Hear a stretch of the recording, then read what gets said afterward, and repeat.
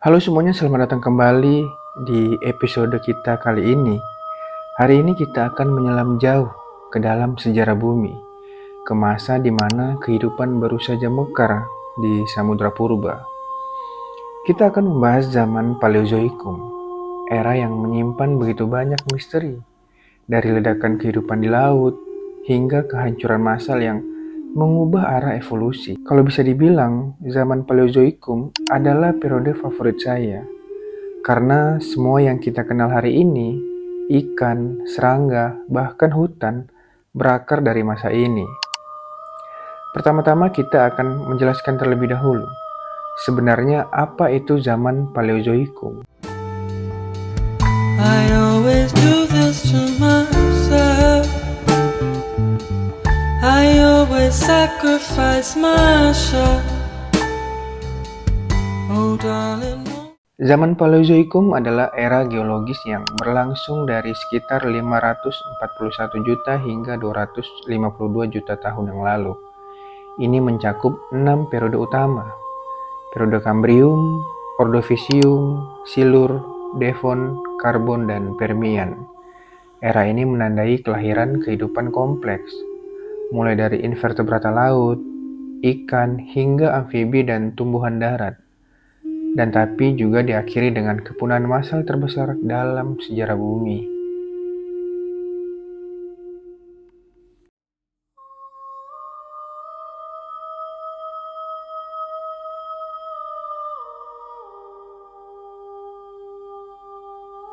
Jadi ini adalah semacam fase eksperimental kehidupan di bumi. Banyak makhluk yang muncul dan punah dengan cepat. Disinilah bentuk-bentuk tubuh aneh berevolusi. Makhluk laut dengan pelindung seperti baju zira, trilobita, dan hewan tanpa rahang. Semua itu adalah eksperimen evolusi dalam menjelajahi bentuk kehidupan yang efektif. Pertama-tama kita mulai dari yang paling awal. Apa yang terjadi di periode Kambrium? Periode Kambrium dikenal dengan ledakan Kambrium, ketika tiba-tiba muncul banyak kelompok hewan besar dalam waktu geologis yang sangat-sangat singkat. Trilobita, cacing laut, dan predator aneh seperti Anomalocaris muncul. Ini benar-benar saat kehidupan kompleks meledak dari kehidupan mikroskopik sebelumnya. Struktur tubuh seperti mata, mulut, dan sistem saraf mulai berkembang cepat di masa ini.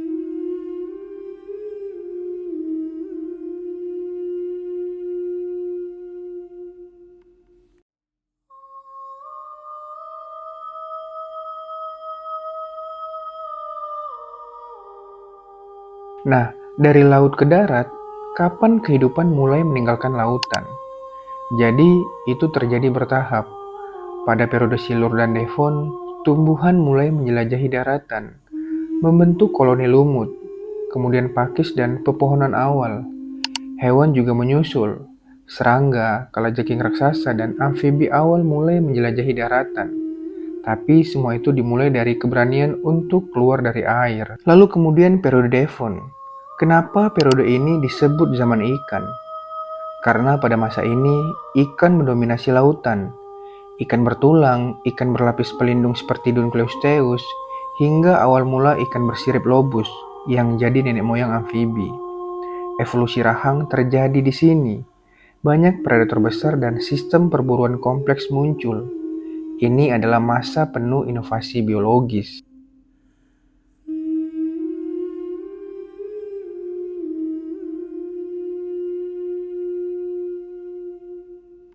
Lalu masuk ke Karbon dan Permian. Bagaimana kehidupan berevolusi di masa ini? Di zaman Karbon, kita melihat hutan raksasa yang dipenuhi tumbuhan raksasa seperti Lepidodendron dan Sigillaria. Oksigen sangat tinggi, bahkan ada serangga seukuran elang. Kemudian zaman Permian menandai munculnya reptil awal, seperti Dimetrodon, dan menjelang akhir muncul kerabat mamalia pertama. Tapi masa ini juga menutup era Paleozoikum dengan bencana besar. Tentu saja dengan kepunahan Permian, dan seberapa besar dampaknya. Jadi dampaknya ini sangatlah besar.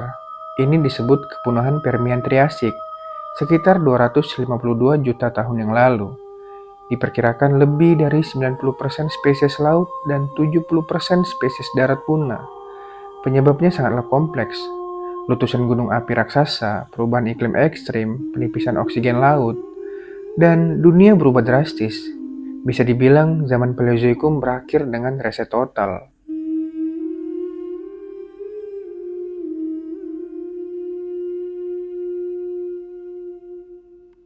Tapi dengan kehancuran itu, muncullah kesempatan. Setelah bencana itu, muncul ruang kosong ekologis yang akhirnya dimanfaatkan oleh kelompok-kelompok baru, seperti dinosaurus yang mendominasi zaman Mesozoikum. Jadi tanpa akhir dari Paleozoikum, kita mungkin tidak akan punya Jurassic Park. Dan kalau kita berbicara tentang bentuk kehidupan yang paling mencolok dari zaman ini, apa saja yang wajib kita kenal? Yang pertama, Trilobita, makhluk laut berkulit keras seperti pilbak, sangat ikonik. Kemudian Dunkleosteus, predator lautan yang bisa menggigit logam. Ada juga Arthropleura, kelabang raksasa sepanjang lebih dari 2 meter. Dan tentu saja Dimetrodon, meskipun sering dikira dinosaurus, sebenarnya lebih dekat ke mamalia.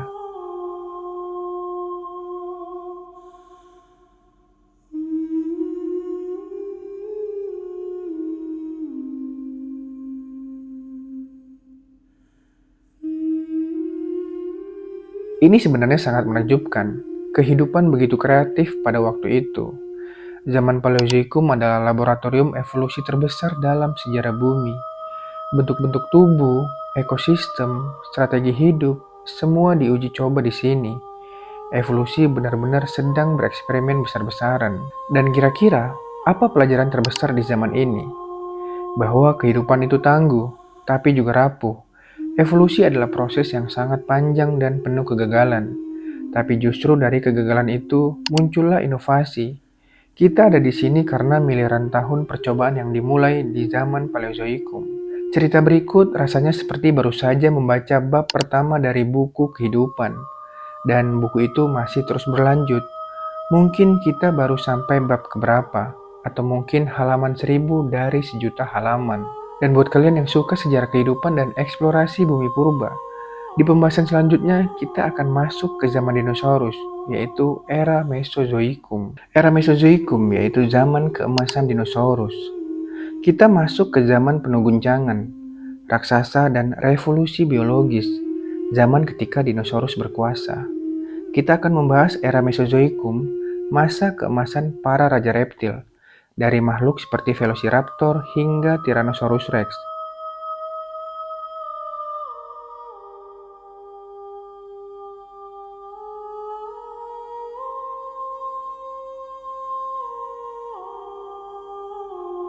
Mesozoikum ini adalah periode yang penuh aksi. 3 periode, ratusan juta tahun, dan begitu banyak evolusi luar biasa terjadi di periode ini. Kita mulai dari awal. Sebenarnya apa itu era Mesozoikum?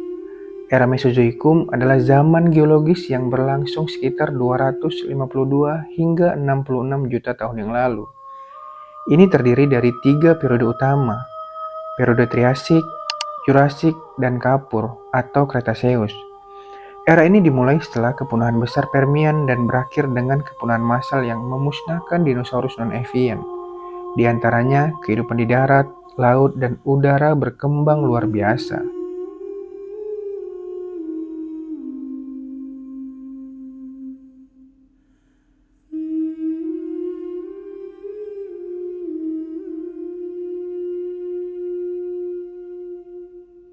Jadi ini adalah benar-benar zaman dinosaurus, tapi tidak secara langsung. Di awal periode Triasik, bumi baru pulih dari kepunahan massal.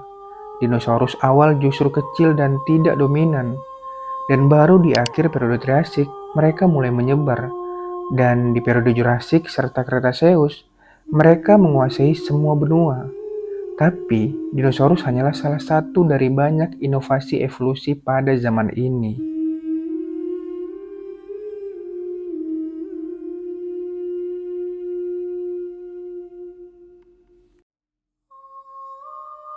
Mari kita bahas periode Triasik terlebih dahulu, dan apa yang terjadi.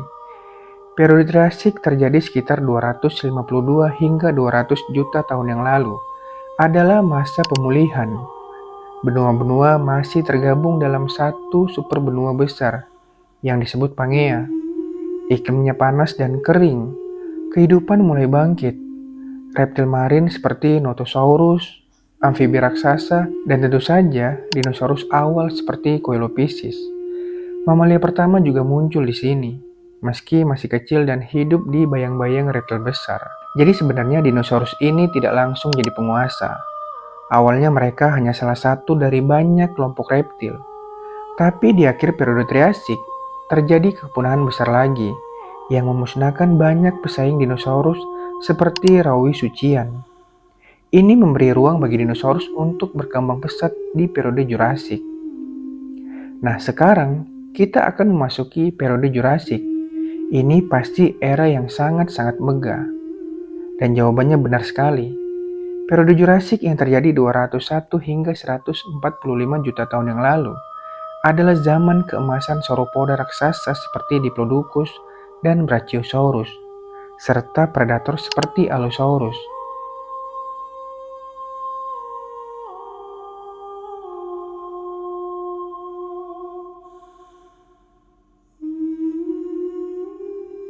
Vegetasi mulai berkembang. Ada hutan pakis dan konifer yang sangat-sangat luas. Burung pertama, Archaeopteryx, juga muncul di akhir periode Jurassik. Ini masa eksplosi keanekaragaman. Lalu muncullah pertanyaan, berarti burung benar-benar berasal dari dinosaurus? Dan secara ilmiah, memang benar, burung adalah dinosaurus, dan lebih tepatnya cabang dari dinosaurus theropoda. Fosil seperti Archaeopteryx menunjukkan transisi dari dinosaurus ke burung dengan sangat jelas. Punya sayap berbulu, tapi masih ada cakar di sayap dan gigi di paruhnya. Lalu bagaimana dengan laut dan udara di era ini? Laut dipenuhi Plesiosaurus dan Ichthyosaurus, predator hebat yang menyerupai lumba-lumba dan ular laut. Dan di udara, Pterosaurus seperti Pteranodon dan Rhamphorhynchus menguasai langit. Ini masa ketika kehidupan bereksperimen dengan semua bentuk gerak, berjalan, terbang, bahkan berenang. Lalu kita lanjut ke periode Kapur, dan apa yang membedakannya. Jadi periode Kapur yang terjadi sekitar 145 hingga 66 juta tahun yang lalu adalah masa kejayaan dan juga akhir dari dinosaurus besar. Disinilah muncul tokoh-tokoh ikonik seperti Tyrannosaurus Rex, Triceratops, Velociraptor, dan Spinosaurus. Tumbuhan berbunga juga mulai muncul dan serangga penyerbuk berkembang. Ini juga zaman munculnya burung modern awal dan mamalia berplasenta pertama.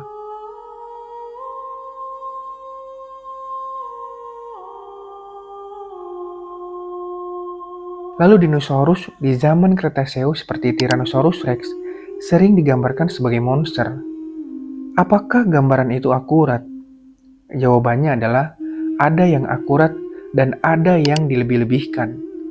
Tyrannosaurus Rex adalah predator besar dan cerdas dengan penciuman luar biasa, tapi dia juga mungkin berbulu saat muda.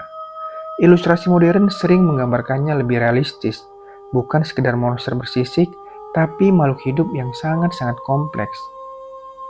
Lalu bagaimana dengan iklim dan geografi di akhir periode Cretaceous? Pangea telah pecah, benua-benua mulai mendekati posisi sekarang. Iklim lebih hangat daripada saat ini. Laut dangkal meliputi banyak daratan, dan ini menciptakan ekosistem yang sangat unik, termasuk dinosaurus kutub di Antartika. Cretaceous adalah dunia yang berbeda total dari sekarang.